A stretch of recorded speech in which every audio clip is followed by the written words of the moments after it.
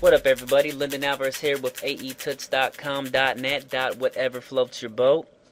Today we're going to be doing some stabilizing techniques to help us with rotoscoping and to sort of fake some 3D camera tracking.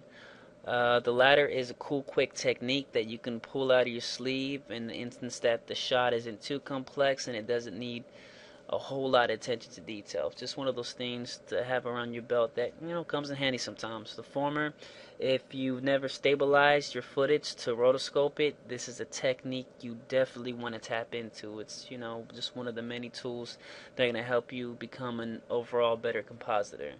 So hopefully I can keep y'all somewhat entertained and I don't bore you too much.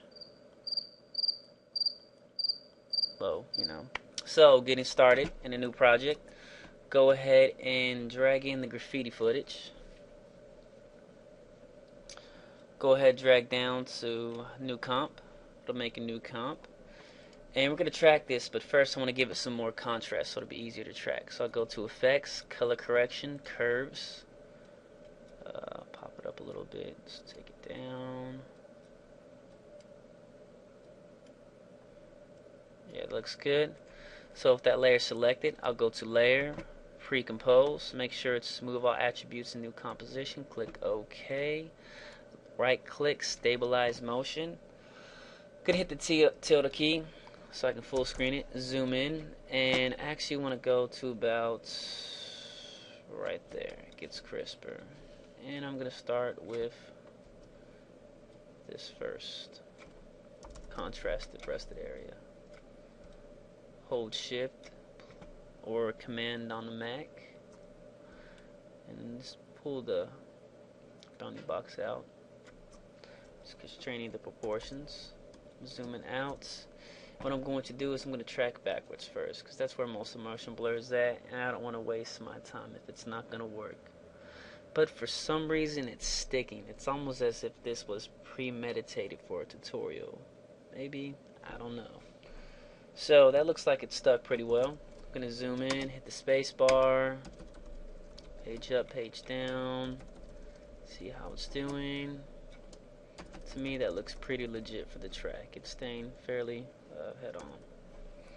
So the key out of it, zoom out, track forward. Dwam, and I think we are done for the first part. Just hit spacebar.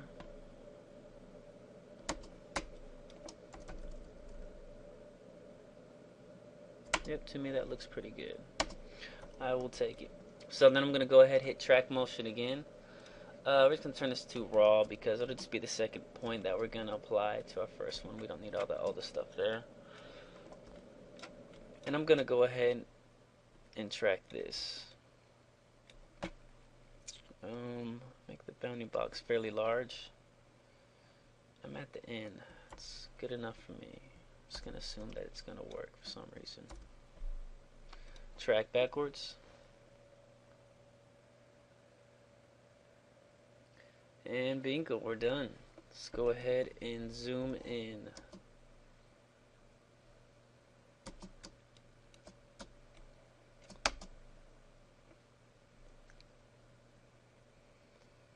Yep, to me that looks cool. So what I'm going to go is go back to the original composition. I'm going to hit U and tracker 1 and tracker 2. Select both of those, holding Control or Command on the Mac. Control X. Let's go ahead, dragging that original footage. First frame, Control V, hit U. Now both the trackers are lined up. I don't need that anymore. Delete it. Right click, stabilize footage. Both of these selected. That's what I need to do. The second one, Control X, drop it in the first one, hit U.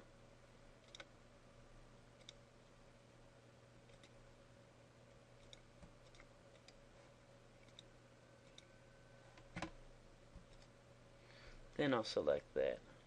That was the problem. I needed to set that to stabilize. Hit rotation and scale, so links the two together. Hit edit target. It's on the right footage. Hit apply. X and Y. And now our footage is stabilized. So now I'm going to go to Layer, New, Solids, making sure it's a white solid. Yes, it is. Make comp size. Okay. Composition, composition settings, and I'm going to go ahead and blow this up so it's larger. Now, what I'm going to do is see where it goes. Okay, so basically our font is going to come out of this area. So roughly, turn the transparency down a little bit. It's going to be over here. So this is where we're going to put our mats.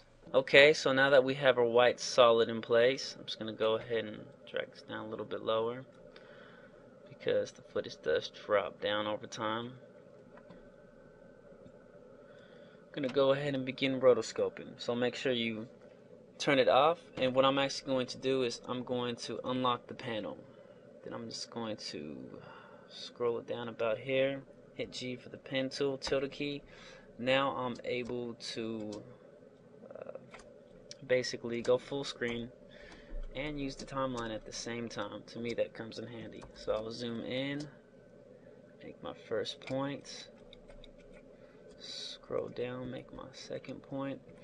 And in case you're wondering, notice how they came up a different color. You just go to Edit, Preferences, User Interface Colors, and then basically make sure you have, come on, pop up, Cycle Mask Colors. This way it'll give you a different color every single time versus yellow, which is just freaking horrible. So I'm just going to click over here, over here. I don't have to worry about tracking really close because I know that the font I'm going to add is only going to appear over here. Now if you're having stuff pop up over here behind the trash can, you would want to track over here, maybe and create some more masks, but I'm sure you can find a lot of all the great tutorials out there for creating multiple masks. Right now we're just doing a fairly basic track to show you how the technique works. So I'll go ahead and add my points.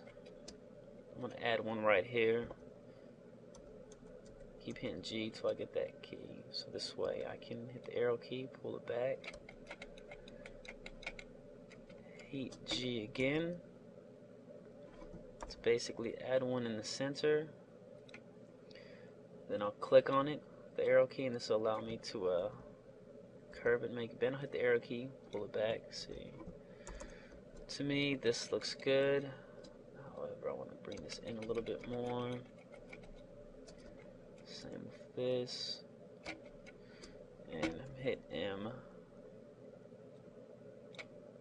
Go ahead and hit the stopwatch on the mask path. This is so make sure you do this, because if you don't, this is going to pop up. Not really. If you don't hit that and you start making all these movements and adjusting the mask, and then you come back and realize that you haven't said anything, all your imaginary keyframes would have been in vain. So I'm going to go ahead and tweak this in. To me, all this looks good. Cool. Now zooming out. I don't like this color. I'm just going to make this red. There we go. So I'm going to go ahead and go backwards and see how much this changes.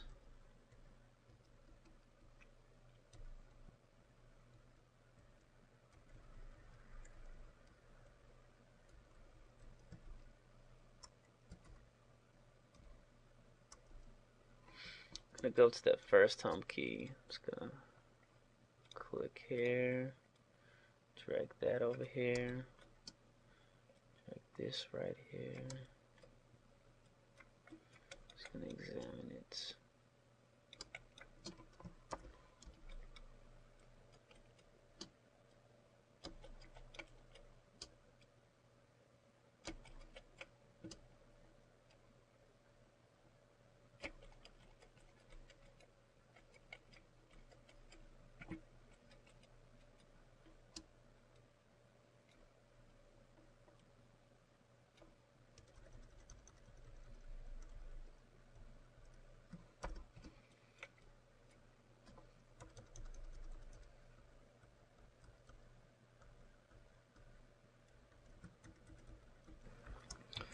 Go back to the middle keyframe.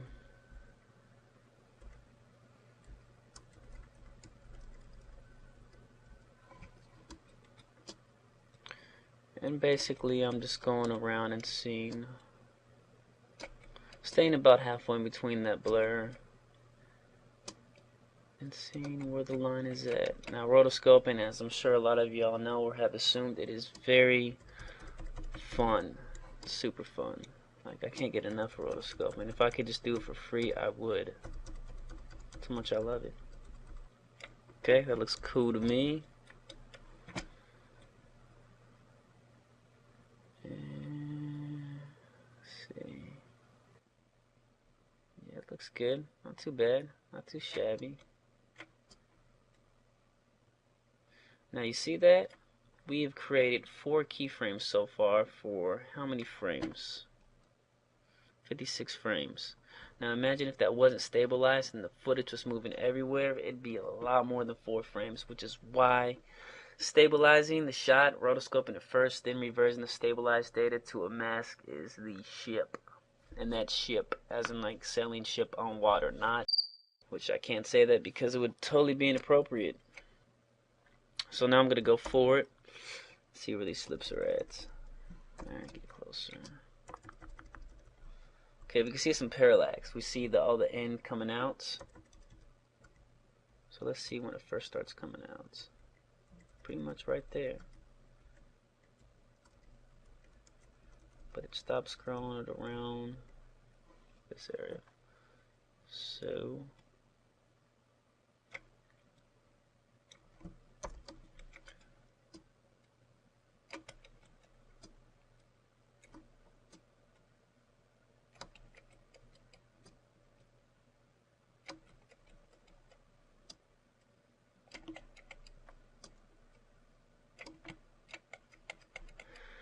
Q. To me, that's sticking fairly well. I say fairly well a lot, don't I? Probably so. Alright.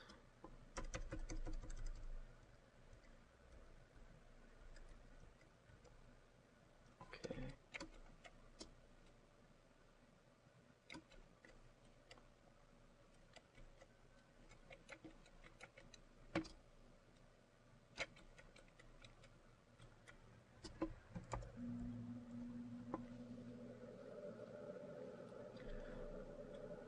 Alright, let's check out that matte.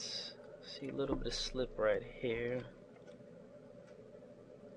But you see how having this turned off allows us to scrub through and see where that roto mask line is really going. Comes in handy a lot. I think that's good, and we did it in how many keyframes? 6 keyframes. Wow. So turn that on. Hit T for transparency. Turn that on. I'm actually going to hit MM, and I am going to put a 2 feather on mine. Tilde key. Drop this back in. Hide that. Let's check it out. We're going to put the transparency to 50. Now let's just render this and see what it looks like. Alright, to me that is pretty cool.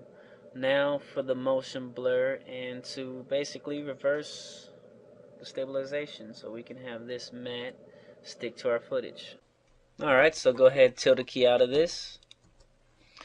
And what we're going to do is just going to make this invisible. Go ahead, duplicate it. And what I'm going to do is hit A, hold Shift, P, SR for anchor point, position, scale, and rotation. Same for bottom footage. So now what we'll do, make sure we're on the first frame, we're going to alt click on the stopwatch for anchor point, pick whip to position, alt click on position stopwatch, pick whip to anchor point. Same for scale, we'll pick whip to the X coordinate on scale. And right here, temp, it's going to be X and Y. So what we'll do to get the opposite for the scale is 10,000 divided by, and the same for the Y coordinate, 10,000 divided by, hit enter on the numeric keypad, alt click on the stopwatch for rotation, and pick whip to rotation. And we're just going to do times -1, and that will do the opposite. Okay. So let's go ahead and check this out.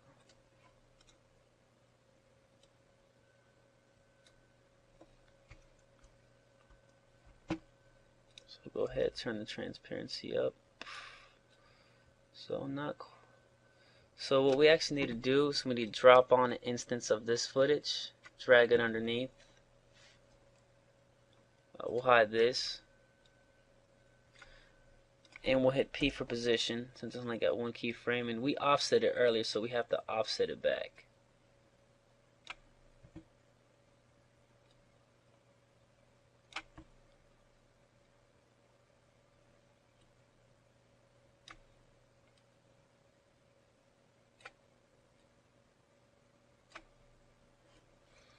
So go ahead.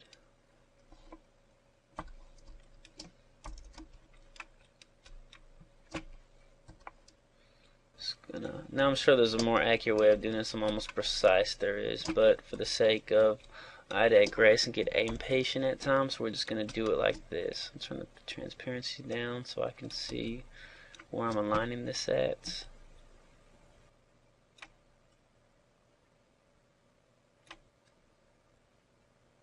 Okay, to me that looks good. Turn the transparency up, and there we go.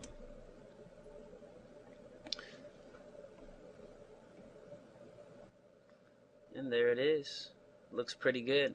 So now what I did to make it blur naturally with the composition is I turned on the blur, turned the blur on for hair, and I just played around in the composition settings for the advanced tab so I had the shutter angle matching. I did 360 for the shutter angle, shutter face, -90, and I did 4 samples. You could actually turn it up, but it's going to slow down your running times for more, I guess, instances of the blur to create the blur effect. So basically when it gets pulled out, frame blurs, and it matches on fairly well. So now we have our matte. Pretty cool, huh? Isn't that cool how it blurs when it moves, and then when it slows down it sharpens? Makes rotoscoping a lot easier. Now if you were rotoscoping a car that was moving with a lot of blur, you'd probably have to take advantage of Mocha, but the principles would be the same. You would go into Mocha, you would track the footage, import the tracking data, find those 2 points that you need, and just apply it to the footage, stabilize, then reverse it, just like we did here, and bam, even got a better motion tracker with it. Now for the fun stuff. So with the mats that we now have generated, I'm going to go ahead, delete this, we don't need that anymore. Let's make a new folder, comps, drop that in there. We're going to call this mat dumpster. I'm going to drop this into a new project. I'm going to throw the dumpster right here, the mat at least. Duplicate this, hit F4, alpha mat, blam. So now basically if I were to throw some text in here like so, let's change this color really quick so I can see it. Bacon. It would go between the footage. So pretty cool, pretty cool. So now what we're going to do is we're going to create the fake 3D tracking. We'll select the bottom layer, we'll right click, hit stabilize footage. I'm going to go ahead and hit rotation and scale because I'm going to select 2 points that are a little bit more obvious. I'm actually going to hit the bracket to begin right here. Right click, trim comp to work area. First points. Looks good to me. Second point. Go right here.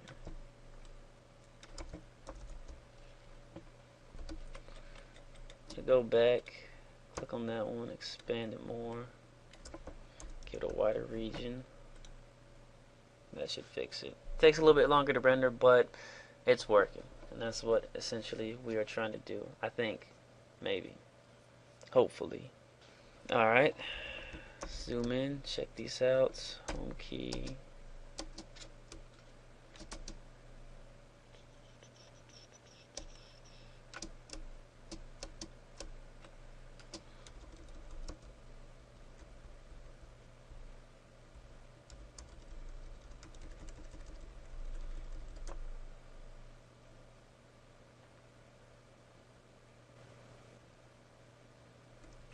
It's cool to me.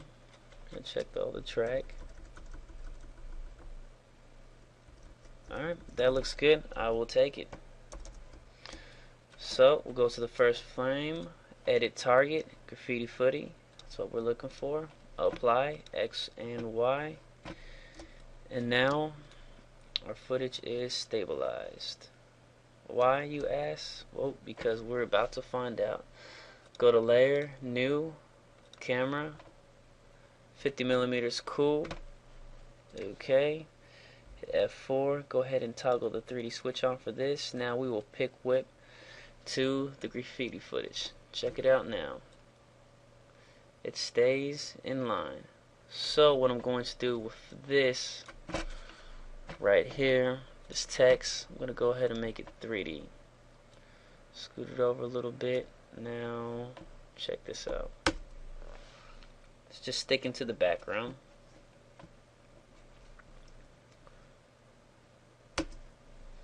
But if I move it forward in 3D space, duplicate it, move that instance forward in 3D space, maybe a little bit down, we're going to create some parallax, and it's going to look like it's 3D motion track.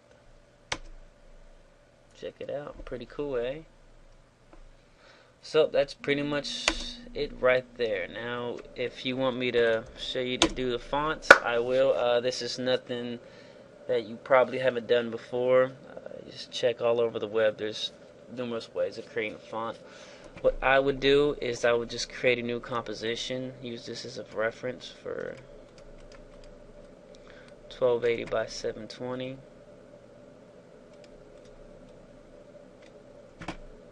Delete that footage. Call this main because it's the main comp. This one, fonts. And then I'll click in the center and I'll put I like. In case you're wondering what font this is, it's illegal editing, and you can find that at dafont.com, DAFONT.com.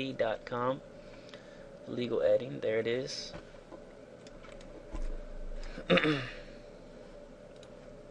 Just center this up. Looks good to me. Go to the main comp, drop the font in, make it 3D. Scale it down. 80. I'm gonna pull it forward a little bit. Actually want to make another composition. Call this font 2.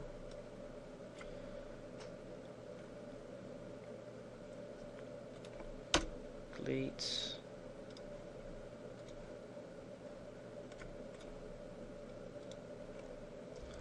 Fried bacon. That's right.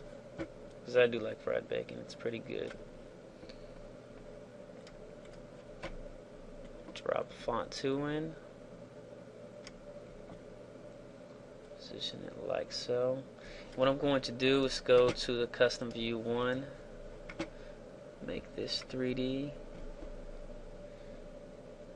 And here, let me go back so I can see where I'm at. Okay, it's custom view 1 now. And we'll drag that so far in front of it.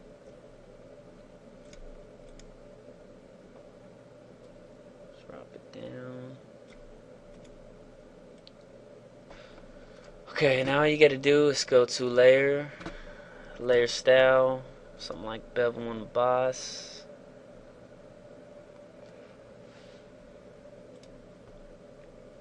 Turn the size down to 1.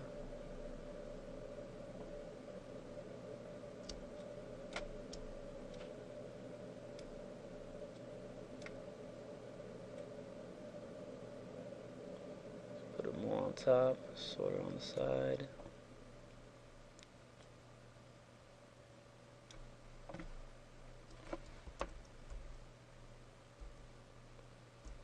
Looks cool to me. Copy that. Paste it. Now go effect, color correction. No effect, sorry. Generates ramp.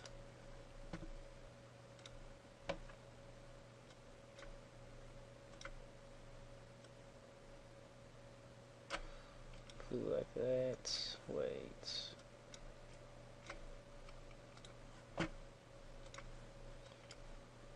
White.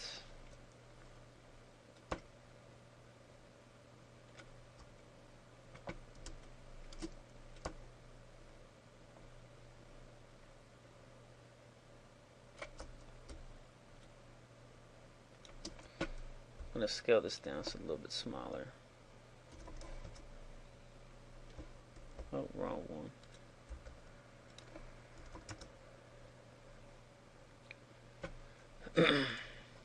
Select the fried bacon font. Effect, generate, ramp. Copy one of these colors. White.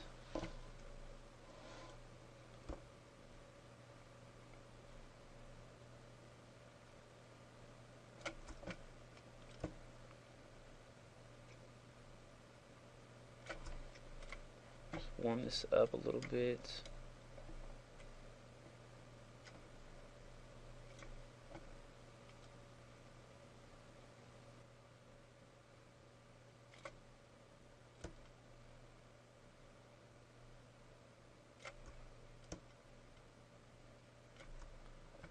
Alright, to me that looks pretty cool. And what you could do is probably add a blur to this. Effect. No, I'm sorry, yeah, effect, blur, fast blur. Throw about a 2 on it. Nah, let's do 1. Control C, Control V. And then RAM preview. And there you go. I like fried bacon. Word up. You know, bacon also tastes good baked. If you haven't done that, this is a bonus tutorial. Preheat your oven to 450 degrees. Grab that bacon, just the regular bacon, just throw it on a pan, you know, cover it with non-stick aluminum foil. Throw some pepper over it. Throw it in there and just let it get crispy. And, oh gosh, make some eggs. What I do is I grab the eggs, I crack them open, whisk them in the bowl, throw some salt, pepper, milk, you know, nothing fancy, basic, straightforward, scramble them. Once that's done, I throw some, you know, Sargento's cheddar cheese on top. And what else? Bacon, eggs, a bagel, yes, everything bagel with some cream cheese, some orange juice. I need to get some sleep. It's like 2 o'clock a.m. Take care, you all. Peace.